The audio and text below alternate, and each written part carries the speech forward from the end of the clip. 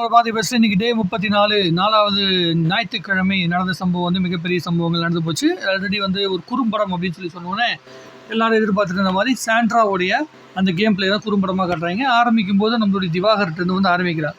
திவாகர் உங்களுக்கு ஒரு விஷயத்தை சொல்லிக் கொடுத்தா நீங்கள் ஏன் திவாகர் புரிஞ்சுக்கவே மாட்டேன்றீங்க. நான் ஒரு டேட்டா சொன்னோம்னா, ஒரு டாஸ்க்கை சொன்னோம்னா உங்களுக்கு டாஸ்க்கை புரிய வைக்கிறதே ஒரு பெரிய டாஸ்க்காக இருக்குது அப்படிங்கிற மாதிரி விஜய் சேதுபதி வந்து ஆரம்பிச்சாப்புல. அப்புறம் அவர் வந்து தலை தொங்க போட்டிருந்தாப்புல. அதுக்கு அதை வந்து கொஞ்சம் கலாய்ச்சி விட்டாங்க. எல்லாருமே அதுக்கு வந்து பதில் பேசினாங்க. அதற்கு பிறகு யார் நம்மளுடைய அமித் பண்ண அந்த கொலைப்படி அதுக்கு திவாகர் வந்து நம்மளுடைய தீபக் அண்ணா வந்து பார்த்திங்கன்னா அதுக்கு வந்து சப்போர்ட் பண்ணி ஏதோ ஒரு வார்த்தைகள் பேசிட்டு போனார். அதை எஜுகேட் பண்ணிட்டு போனார். அப்புறமேட்டு அமித் வந்து சாரி கேட்டாப்புல. அது ஒரு பக்கத்து போகுது. ஸோ இந்த பிக் பாஸ் ஹவுஸ்க்குள்ளே யார் வந்து காசுக்காக இருக்காங்க அப்படின்னு சொல்லும்போது எல்லாருமே அரோராவை சொல்கிறாங்க. இல்லை அரோரா சொன்னோடனே அப்புறம் விஜய் சேதுபதி அரோராவுக்கு சில விஷயங்களை எஜுகேட் பண்ணுறார். அதாவது அரோரா, உங்களுக்கு இந்த கேம் புரியுது, ஆனால் நீங்கள் கேம் ஆட மறுக்கிறீங்க. உங்களால் கேம் ஆடுறதுக்கு உண்டான விஷயங்கள் உங்களுக்கு தோணுது, ஆனால் நீங்கள் அதை எக்ஸிக்யூட் பண்ண மாட்டேங்கன்னு சொன்னோன்னா அரோரா அதுக்கு ஒரு எக்ஸ்பிளைன் பண்ணுறாங்க. எனக்கு வந்து ரொம்ப ஃப்ரெண்ட்ஸ் கிடையாது, எனக்கு ஒரே ஒரு ஃப்ரெண்டு தான். அரோரா ஒரு ஃப்ரெண்டு யாருன்னு நமக்கு தெரியும், ரியா. போன வாட்டி வந்த ரியா தான் வந்து பார்த்திங்கன்னா அரோரா ஃப்ரெண்டு. அந்த பிள்ளையே வந்து ஸ்டடி மைண்டில் ஒரு வாரத்தில் வெளியே போன பிள்ளை தான் பிக் பாஸ் ஹவுஸ்க்குள்ளே. அதுக்கப்புறமேட்டு வயல் கார்டு என்ட்ரிக்குள்ளே வந்து ஒன்றும் கேம் விளையாட தெரியல. ஸோ அந்த பிள்ளையோட ஃப்ரெண்டாக இருக்கிறனால இவங்களுக்கு சில விஷயம் அந்தளவு நாலேஜபிள், அதாவது சண்டை போடுறதோ இல்லை வந்து கேம் ஆடுற நாலேஜ் கிடையாது. பட் ஆனால் கேம் புரியுது. அப்போ விஜய் சேதுபதி சொல்கிறாரு, உங்களை யாரும் சண்டை போட சொல்லலை, உங்களை யாரும் கேமை வந்து இப்படி புரிஞ்சுக்க சொல்லலை. நீங்கள் செய்ய வேண்டிய விஷயம் கேமை ஆடுங்க, உங்களுக்கு கொடுத்த டாஸ்க்கு ஒழுங்காக செய்யுங்க. கேள்வி வந்துச்சுன்னா அந்த கேள்விக்கு பதில் சொல்லுங்கள். நீங்கள் விமர்சனம் பண்ணணும் இல்லை கோவப்படணும் அவசியம் கிடையாது. நீங்கள் வந்து நடக்கிற கேமுக்கு ரியாக்ட் பண்ணால் போதுங்கிற மாதிரி சொல்லி புரிய வைக்க முயற்சி பண்ணியிருக்காரு. அது எந்தளவுக்கு புரிஞ்சுது அப்படின்னு தெரியல. அதே மாதிரி கமருதீன் பேசும்போது கூட கமருதீன்ட்டு சில விஷயங்களை அழுத்தமாக சொல்லி புரிய வச்சு முயற்சி பண்ணார் நேற்று. ஸோ அதனால் கமருதீன் கொஞ்சம் தெளிவாக, கொஞ்சம் அவனுடைய சர்க்கிள் தாண்டி வந்துட்டு இருக்காப்புல, கேமுக்குள்ளே வந்துட்டு இருக்காப்புல அப்படிங்கிறது கொஞ்சம் பாசிட்டிவான இடத்தை நோக்கி நகருது. இன்னொரு பக்கத்து வந்து பார்த்திங்கன்னா அந்த சாண்ட்ராவுடைய சம்பவம் தான் இன்றைக்கி ரொம்ப ரொம்ப ஹைலைட்டான சம்பவம். அந்த குறும்படம் தான். இப்படி ஒரு டாஸ்க் கொடுத்துருக்கோம், அந்த டாஸ்க்கை வந்து செஞ்சுருக்காங்க அப்படின்னோடனே எல்லாரும் மிரண்டுட்டாங்க. ஐயோ இப்படிப்பட்ட சம்பவம் பண்ணியிருக்கா சாண்ட்ரா அப்படின்னு சொல்லிட்டு ரொம்ப பெரிய சம்பவம் தான். இந்த பிக் பாஸ் சீசனுக்குள்ளே அவங்க வேறு மாதிரி ஸ்டாண்ட் எடுத்துருக்கலாம். நிறைய பேர் ட்விட்டர்லாம் நிறைய பேர் டிஸ்கஸ் பண்ணியிருந்தாங்க. சாண்ட்ரா வந்து இப்படி பண்ணியிருக்க தேவையில்ல, இப்படி பண்ணியிருக்கலாம், அப்படி பண்ணியிருக்கலாம். அப்படிலாம் கிடையாது. உள்ளுக்குள்ளே இருக்கும்போது நமக்கு என்ன தோணுதோ அதை பண்ணணும். அது எக்ஸிக்யூட் ஆகி அது சப்போர்ட் ஆகிடுச்சா, அது பவர்ஃபுல்லாக வந்துருச்சா அப்படிங்கிறது தான் எங்கள் மேட்ரு. அது வந்து அதில் வந்து சாண்ட்ரா சக்ஸஸ் பண்ணிட்டாங்க. உள்ளுக்குள்ளே வந்த வைல்ட் கார்டு கண்டஸ்டன்ட்டில் ஒரு வாரத்துக்குள்ளேயே உள்ளுக்குள்ளே இருக்கவங்களோட மைண்ட் கேமை பண்ணி அவங்கள வந்து நினைக்கிற விஷயத்தை செய்ய வைக்கிறது அப்படிங்கிறது ரொம்ப பெரிய விஷயம். அதை வந்து சாண்ட்ரா செஞ்சு சாதிச்சு முடிச்சிருக்காங்க. அதுக்காகவே சாண்ட்ராவை பாராட்டணும். அதுக்கு சப்போர்ட் பண்ண பிரஜினியும் வந்து பார்த்திங்கன்னா பாராட்டணும்.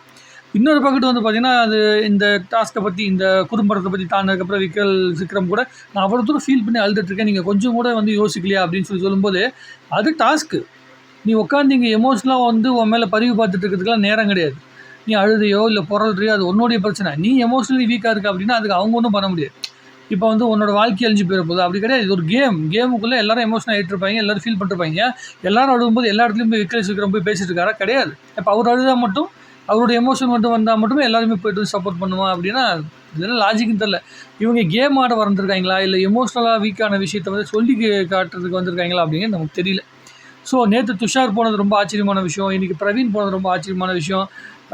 துஷார் போனது கூட பெரிய ஆச்சரியமான விஷயம் கிடையாது. ஏன்னா அரோரானால வந்து கேம் ஃபுல்லாக ஸ்பாயில் ஆகிடுச்சு, அதனால் வந்து வெளியே போயிட்டாப்ல. ஆனால் பிரவீன் போவார் அப்படிங்கிற விஷயத்தை நான் பெருசாக எதிர்பார்க்கல. பிரவீன் இந்த வாரம் தான் அந்த ப்ராங்க் பண்ணது, அந்த மாதிரி கேம்லாம் பண்ணிகிட்டு இருந்தால் கூட, அந்த கண்டென்ட்டே கொடுத்தா கூட, பிளான் பண்ணி கொடுத்தால் கூட அது சரியாக வந்து பார்த்திங்கன்னா மக்கள் மத்தியில் பல்ஸில் உட்காரல, மக்களுடைய ஓட் பர்சன்டேஜுக்குள்ளே அது போய் சேரலை அப்படிங்கிறதான் உண்மை. அதே மாதிரி பிக் பாஸுக்கும் அது ஒரு சரியான ஒரு ஆங்கிள்குள்ளே போய் சேர்ந்த மாதிரி நமக்கு புரியல. பிரவீனோட ஆட்டிடியூட் வந்து அது சரியாக செட் ஆகலை. போன வாட்டி அந்த பிக் பாஸ் ஹவுஸோடைய தலையாக இருக்கும்போது சரியாக பெர்ஃபார்ம் பண்ண முடியல. ஏன்னா பிரவீன்கிட்ட ஒரு கெட்ட பழக்கம் இருக்குது. என்னென்னா கொஞ்சம் ஓவராக எக்ஸாக்ரேட் பண்ணுறது. இப்போ வீட்டை விட்டு வெளியே போகிறதுக்கு முன்னாடி வந்து பிரவீன் என்னென்ன விஷயங்களாக பேசிகிட்டு இருந்தால் ரொம்ப ஓவராக எக்ஸைட் ஆகிக்கிட்டு, ரொம்ப ஓவராக ஃபீல் பண்ணிக்கிட்டு, அப்போ அங்கேயும் இங்கேயும் தாவிக்கிட்டு குதிச்சுக்கிட்டு, அதாவது தன்னுடைய எக்ஸைட்மெண்ட்டையும் சொல்ல தெரியாமல் தன்னுடைய சோகத்தையும் முழுசாக சொல்ல தெரியாத ஒரு மனநிலைக்குள்ளே பிரவீன் இருக்கார். Emotionally week. அதுதான் பிரவீனுடைய மிகப்பெரிய ப்ராப்ளம். அதே மாதிரி என்ன சொல்லுவாங்க, கொஞ்சம் ஓவர் த டாப் வந்து சில விஷயங்கள் பண்ணுறாரு. எமோஷனை வந்து ஹேண்டில் பண்ணுறதுனால தான் பிரவீனால் உள்ளுக்குள்ளே நிற்க முடியல அப்படிங்கிறத உண்மை. பிரவீனுடைய அந்த ஆட்டிடியூடு, அந்த பர்ஃபார்மன்ஸ் எப்படி சொல்கிறது, இப்போ வெளியே போகும்போது என்னென்ன விஷயங்கள் பண்ணார்ல, அதில் கண்டிப்பாக எமோஷன்ஸ் இருக்குது. அந்த எமோஷன் அவருக்கு அப்படி தான் காட்ட தெரியுது. ஆனால் அது வந்து ரொம்ப ஆர்டிஃபிஷியலாக மக்களுக்கு தெரியும். பொதுவான மக்கள் பிக் பாஸாக பார்க்குறவங்களுக்கு அப்படி ஆர்டிஃபிஷியலாக தெரிஞ்சிருக்கும். அதனால தான் வெளியே போகிறதுக்குண்டான வாய்ப்புகள் வந்துருச்சு.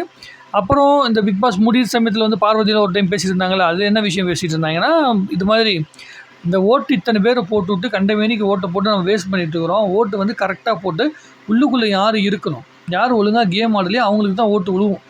என்ன தான் நீங்கள் கேம் ஆடினாலும், என்ன தான் க்ளோஸ் ஃப்ரெண்டாக பேசிக்கிட்டு இருந்தால் கூட அங்கே அந்த கேமுக்கு ஓட்டு போடணும், கேமுக்கு ஓட்டு போட்டு வெளியே தள்ளணும். அது பேர் தான் கேமர். அவங்களுக்கு பேர் தான் பிக் பாஸ் கண்டஸ்டன்ட்.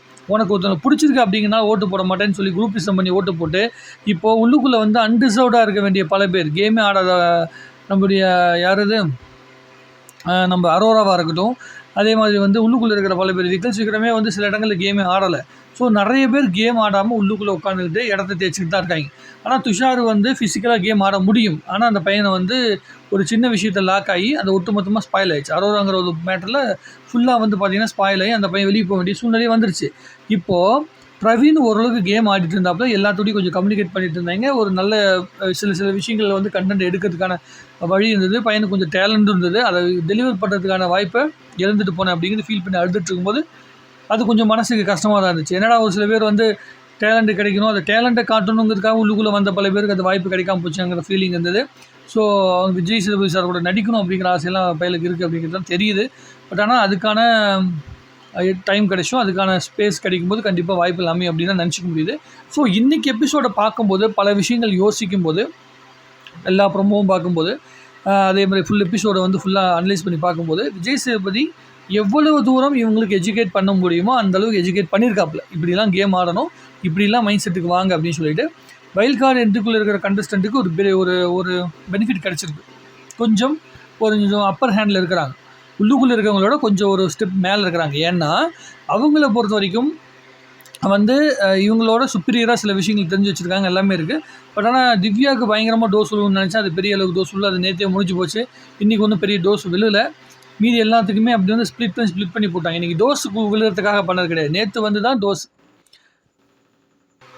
அப்போ நமக்கு புரிய வேண்டிய விஷயம் என்னென்னா, கேமாக பார்க்குற மனநிலைக்குள்ளே எல்லோரும் வந்தாகணும் அப்படிங்கிறதுக்கான ஃபுல் ஸ்பேஸ் விட்டுட்டாங்க.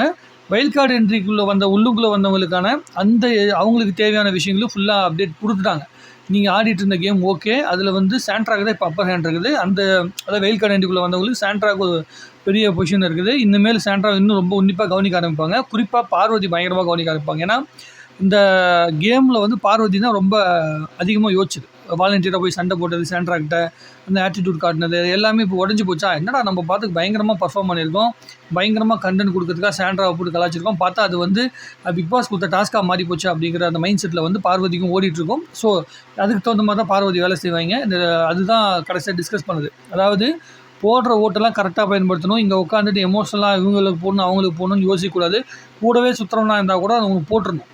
அப்படியே இருந்தாலும் ஒரு ஆள் 2 பேர், ஒரு ஆளுக்கு வேணால் கொஞ்சம் ஒரு கன்சிடர் பண்ணி பண்ணலாமே தவிர, அதை தவிர்த்து நிறைய பேருக்கு இவங்க பண்ணுறாங்க.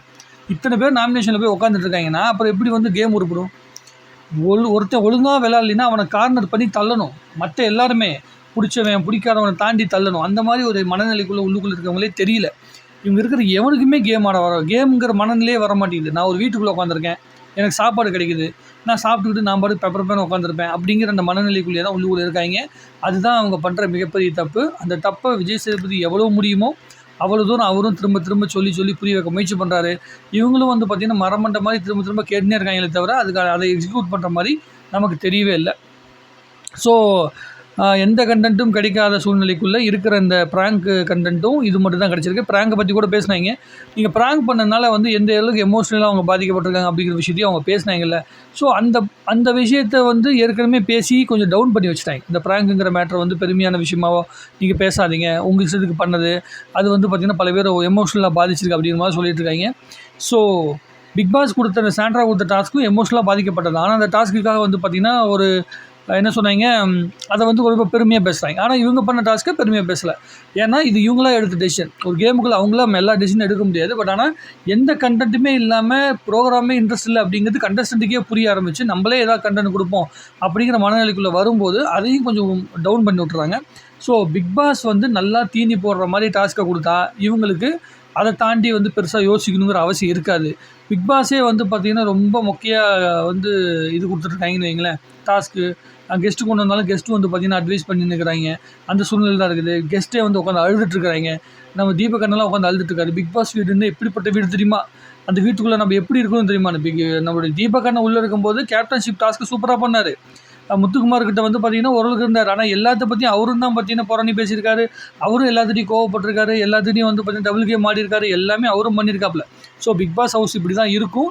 அந்த பிக் பாஸ் ஹவுஸ் விட்டு வெளியே போகும்போது கிடைக்கிற எமோஷன்ஸ் வந்து பார்த்தீங்கன்னா ரொம்ப நல்லாயிருக்கும். ரொம்ப நாளைக்கு நீடிச்சு உட்காந்துருந்தீங்கன்னா வெளியே போகும்போது உங்களுக்கு வந்து ஒரு நல்ல எக்ஸ்பீரியன்ஸ் கிடைக்கும். உள்ளுக்குள்ளே இருக்கும்போது கேம் இப்படி தான் இருக்கும். ஆனால் இந்த போன வாட்டி இருந்தபோது தீபக் அண்ணன்லாம் இருக்கும்போது என்ன மாதிரியான சூழ்நிலை இருந்துச்சுன்னா, அப்போது எல்லாருக்கும் ஒரு அஜெண்டா இருந்தது. சௌந்தர்யாக்கான ஒரு அஜெண்டா, முத்துக்குமாருக்குன்னு ஒரு அஜெண்டா, தீபக்குன்னு ஒரு அஜெண்டா, அப்புறம் வந்து உள்ளுக்குள்ளே வந்த வைல்ட் கார்டு கண்டஸ்டன்ட் உட்பட எல்லாத்துக்குமே ஒரு தனித்தனி அஜெண்டா இருந்தது. வைல்ட் கார்டு கண்டஸ்டன்ட் உள்ளே வரும்போது அந்த ஒவ்வொரு கண்டஸ்டண்ட்டையும் கார்னர் பண்ணி தூக்குனாங்க. அவங்களுக்கு பர்ஃபார்ம் பண்ண விடாமல் இல்லை, பர்ஃபார்ம் பண்ணி அவங்களோட இவங்க பெட்டராக பர்ஃபார்ம் பண்ணி அவங்கள தட்டுனாங்க, வெளியே ஊட்டுங்களா வெளியே தட்டினாங்க. அந்தளவுக்கு அவங்களுக்குள்ள ஒரு ஒற்றுமை இருந்தது. அந்த கேமுக்குள்ள ஒரு கிரிப் இருந்தது. அந்த கிரிப்பு வந்து இங்கே இல்லை. ஏன்னா இவங்களுக்கு கேம் தெரியல. எத்தனை நாள் தான் இவர் சொல்லிக் கொடுப்பாரு? 34 நாள் ஆயிடுச்சு. நாளைக்கோட 35வது நாள். அப்போ அடுத்து வந்து 65 நாள் இவங்க என்ன செய்ய போகிறாங்க அப்படிங்கிறது நமக்கு தெரியல. அடுத்து 65 நாள் தான் நினைக்கிறேன். அந்த 65 நாள் இவங்க என்ன செய்ய போகிறாங்க, இவங்க என்ன மாதிரியான கேம் ஆடுவாங்க அப்படின்னு நமக்கே ரொம்ப கன்ஃபியூஷனாக இருக்குது. இந்த ஹோட்டல் டாஸ்க் மாதிரி மொக்க டாஸ்க்காக வந்தால் இன்னும் நம்மளை வந்து இரிட்டேட் ஆகிற மாதிரி ஆகும். கொஞ்சம் இன்ட்ரெஸ்டிங்கான டாஸ்க்கை யோசித்து இவங்களை வந்து ரொம்ப டெஸ்ட் பண்ணுறதுக்கான ஒரு வாய்ப்பை வந்து உருவாக்குனா கண்டிப்பாக கேம் நல்லாயிருக்கும் அப்படின்னு நான் நினைக்கிறேன். ஸோ இந்த வாரம் எனக்கு தெரிஞ்ச வரைக்கும் இன்றைக்கி கவனித்த வரைக்கும் பிரஜின், கமருதீன், பார்வதி, அதுக்கப்புறமேட்டு சுபிக்ஷா வந்து கடைசியில் கொஞ்சம் டூன் ஆச்சுன்னா சுபிக்ஷா கூட கொஞ்சம் கண்டென்ட் வர வாய்ப்பு இருக்குது. திவ்யா சொல்லவே தேவையில்ல, சாண்ட்ரா சொல்லவே தேவையில்ல, பிரஜின், அதுக்கப்புறம் அவங்கெல்லாம் வந்து கண்டிப்பாக அந்த கேமுக்குள்ளே இருப்பாங்க. அதை தவிர்த்திருக்க மீது எல்லாருமே கேம் ஆட பயப்படுறாங்க. விக்டர் விக்ரமாக இருக்கட்டும், இல்லை வந்து பார்த்திங்கன்னா உள்ளுக்குள்ளே இருக்க எல்லாருமே டக்குன்னு பேரே மைண்டில் வர மாட்டேங்குது. அந்தளவுக்கு தான் இங்கே இருக்கவங்களுடைய கேம் வந்து இருக்குது. கானா வினோத் வந்து பார்த்திங்கன்னா நினச்சா கேம் ஆடலாம். ஆனால் கானா வினோத்தோட வாய் ஆல்ரெடி வந்து கட்டி போட்டிருக்காங்க. இதை பேசாத அதை பேசாதுன்னு சொல்லி. எஃப்ஜேனால் ஆட முடியும். எஃப்ஜேவும் வந்து பார்த்திங்கன்னா நிறைய பெனிஃபிட் இருக்குது. பட் ஆனால் எஃப்ஜே வந்து அந்த கேமை வந்து கையில் எடுக்க விட மாட்டேன்றாங்க. ஏதோ ஒரு விஷயம் தடுக்குது. இன்றைக்கி அதை டியூன் பண்ணி விட்ருக்காங்க. அந்த பையன் அடுத்து கேமுக்குள்ளே வரதுக்கு வாய்ப்பு இருக்குது. அரோரா வந்து பல்ஸ் கொடுத்தா ஏற்கனவே எல்லாத்துட்டையும் நல்லா பேர் வந்துட்டு இருக்கும்போது ஒரு பெட்டு மாதிரி எல்லாரும் பார்த்துட்ருக்காங்க அப்படிங்கிற மனநிலைக்குள்ளே அரோரா இருக்கீங்க. அதையும் அவர் சொல்லிட்டுருக்காரு விஜய் சேதுபதி. அப்படிலாம் நினைக்காதீங்க, அப்படி கிடையாது, அது ஃபேக்குன்னு கமருதீனே சொல்லி புரிய வைக்க முயற்சி பண்ணுறான். அதெல்லாம் ஒன்றும் கிடையாது ஃபேக்கு அப்படின்ட்டு. அது கிடையவே கிடையாது. என்ன சொல்கிறாங்கன்னா, அந்த பிள்ளைகிட்ட பேசுகிறாங்க, அந்த பிள்ளை நல்லா ஜாலியாக பேசுதுன்னு சொல்லி பேசிகிட்டு இருக்காங்களே தவிர அதை தவிர்த்து எல்லாருமே ஏதாவது ஒரு காரணம் பண்ணி இந்த பிள்ளை தேவையே இல்லைன்னு சொல்லி முடிவு பண்ணால் ஓட்டு போட்டு தூக்கிடுவாங்க. அவங்களுக்கு பாதிப்பு வரும் அப்படிங்கிற சூழ்நிலையில் கண்டிப்பாக ஓட்டு போட்டு தூக்கிடுவாங்க. அது இன்றைக்கி வந்து அரோரா பிள்ளைக்கு புரிஞ்சிருக்கும் அப்படின்னு நம்புகிறேன் நான். ஸோ இந்த மாதிரியான ஒரு 6 பேருக்குள்ளே கேம் பயங்கரமாக நடக்கும் அப்படின்னு நான் நம்புகிறேன். இன்றைக்கி விஜய் சேதுபதி பேசினது புரிஞ்சிருந்தா. அப்படி புரியலைன்னா கண்டிப்பாக இந்த கொடுக்குற டாஸ்க்கு மூலமாக இவங்களுக்கு கண்டிப்பாக புரியும் அப்படிங்கிற சூழ்நிலை வரும் அப்படின்னு நான் நினைக்கிறேன். உங்களுக்கு என்ன தோணுதுங்கிறத எழுதுங்க. இதெல்லாம் இன்றைக்கி நடந்திருக்குது. நாளைக்காச்சும் உருப்படியாக ஏதாவது பண்ணுவாங்களா? இந்த வாரம் விட்டு போன விஷயத்த நாளைக்கு வந்து பார்த்திங்கன்னா இறுக்கி பிடிப்பாங்களா? இந்த ப்ராங்க் மாதிரியோ இல்லை வந்து நம்ம பிக் பாஸ் டாஸ்கில் கொடுத்தாங்களே இந்த மாதிரி சின்ன சின்ன விஷயங்கள் தவிர்த்து அந்த சாண்ட்ரா கொடுத்த டாஸ்க்கு இதை தவிர்த்து மீதி ஏதாவது விஷயங்கள் இவங்க மூலமாக நம்ம கிடைக்குமா அப்படிங்கிறத பொறுத்துருந்து பார்க்கலாம். உங்களுடைய கருத்துக்கள் எதுவாக இருந்தாலும் சரி கமெண்ட்டில் போடுங்க. இன்னும் நிறைய பேசலாம். எனக்கு தோணுதை நான் பேசிட்டேன். டக்குன்னு அதான் இன்றைக்கி எபிசோட் பார்த்தோன்னே மைண்டில் நின்ன விஷயத்தெல்லாம் நான் உங்கள்கிட்ட சொல்லிட்டேன். உங்களுக்கு மைண்டில் என்ன நிற்கிது? இன்றைக்கி நடந்த எபிசோடை பற்றி உங்களுடைய கருத்து என்ன அப்படிங்கிறத நீங்கள் தாராளமாக கமெண்ட் எழுதலாம். நம்ம அதில் இன்னும் நிறைய பேசலாம். நன்றி, வணக்கம். வாழ்க தமிழ்நாடு, வளர்க தமிழ் மக்கள்.